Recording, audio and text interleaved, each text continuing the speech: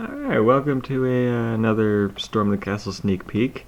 This time it's another area, or castle, I guess, from the Water Waker's Ocean area. And this is the Tower of the Gods from the Wind Waker. It's basically in the center of the ocean, just in the Wind Waker. And I also put it in the center of this ocean, just to keep that thing. I wanted to make it a lot taller, because you can see, like, if you compare it to the tower from the Wind Waker, this is like really short. But due to the height limit constraints, I couldn't make it any higher than it already is.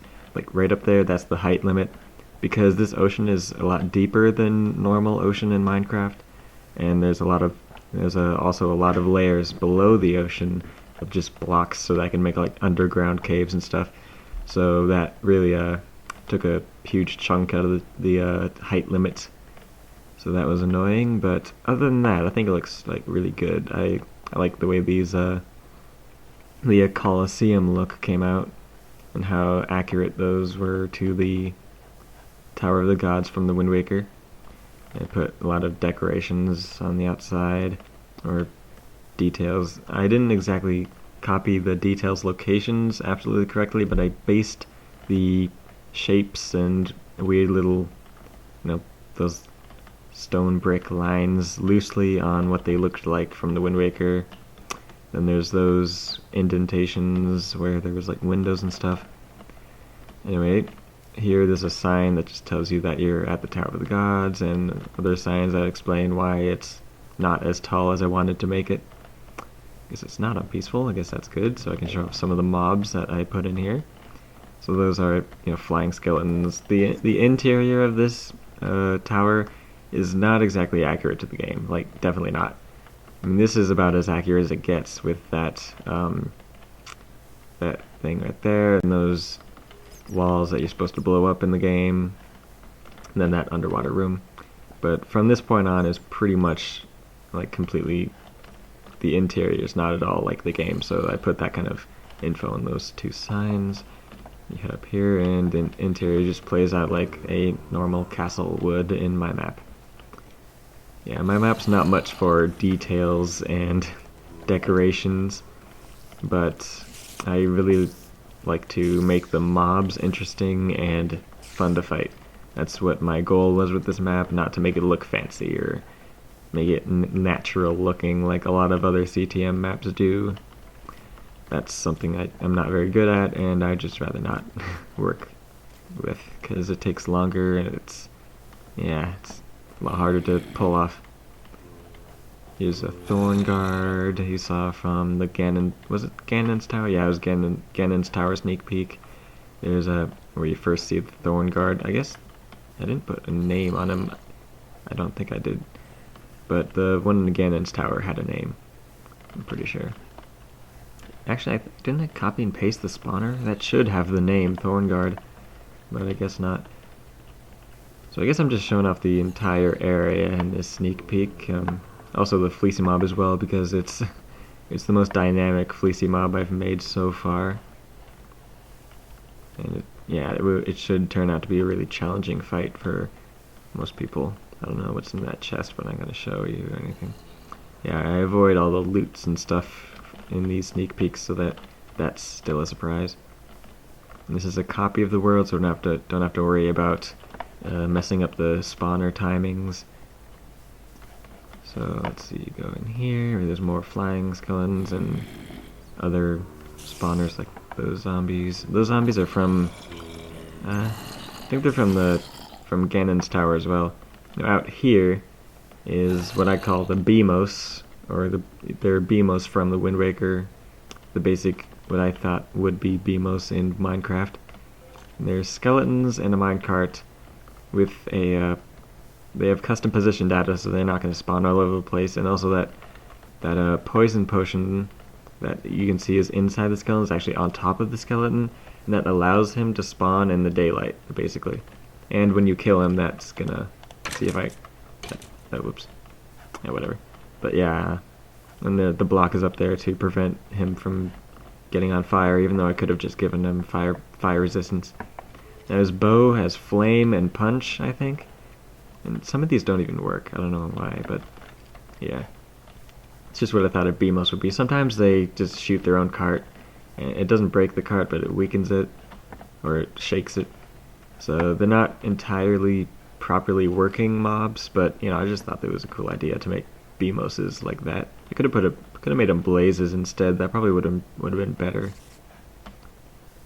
But anyway, you remember from the Wind Waker, this staircase leads up to the boss door, and behind the boss door is the boss called Goden, or something. I don't know. I'm not sure how to pronounce it correctly.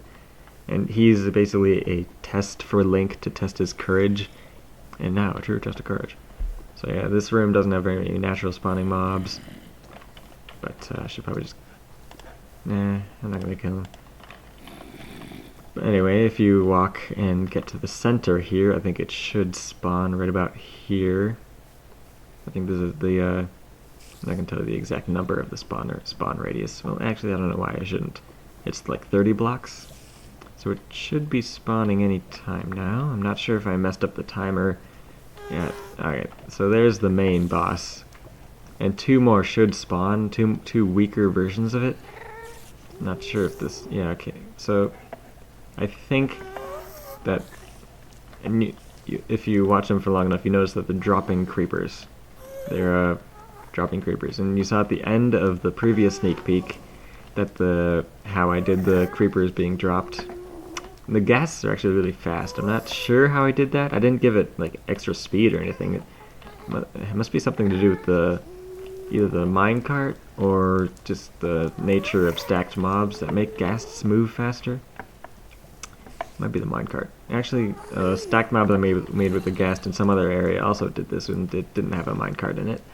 So it might just be that ghasts go faster when they're stacked. I don't know. But yeah, you can see the fleecy mob like on top of the ghast, and there's a couple blazes on top of the fleecy mob. But yeah, the fleecy mob ghast drops supercharged creepers, and then the other ghasts, the 2 other ghasts that I'm calling the Hands of Godin, or Gaudin, I don't know how to pronounce his name correctly.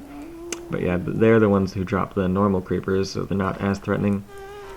But you definitely want to take them out anyway first before you go for the fleecy mob, because it can be kind of a swarm situation with all the ghasts going at you and the blazes and the creepers on top of that. So you can kill the ghast and they'll drop the spawner minecart that is spawning the creepers, and then you destroy that and the spawner should be destroyed. Okay, so and also there's flying skeletons down here just in case some noobs try to block up to the fleecy mob area before going through the castle, because I don't want that to happen. So yeah, that's the fleecy mob of this area. It's pretty cool. It's not, I guess it's not the most dynamic fleecy mob I've made. Well, I guess it is because of the creepers. But I did make a similar type of fleecy mob for another area that was earlier, but it had more ghasts and it's kind of an overkill stacked fleecy mob. So yeah, these signs just basically tell you to shoot the button after you kill the fleecy mob, so that you can wind up on top of the tower. You get your end of dungeon loot I'm gonna show, and you get to see this pretty cool bell tower, or bell. Yeah, so this is the bell you ring to activate the portal that's down there to go down into Hyrule and the Wind Waker. Yeah, you'll definitely remember if you played through it. And I put this sign up. You know you want to, because that drop. Yeah, it's a pretty amazing jump if you get up here and just want to leave the area. The other thing about this jump that you want to avoid is landing on that little pillar that has the sign on it. Like, you don't want to land here. I'm sure you can avoid it if you see it early enough in your jump. But yeah, it's pretty much it for the Tower of the Gods. This is a pretty cool area of this Water Waker's Ocean. I thought the outside looked pretty accurate to the actual tower in the game, the Wind Waker, except for the height, which I wanted to make much higher, but stupid height limit.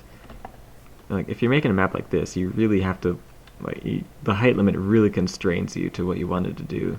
Like Little Big Castle, if you remember that. The big castle is like from bedrock to height limit. and I couldn't make it any bigger than that, so that's why it's only double the size of the little castle.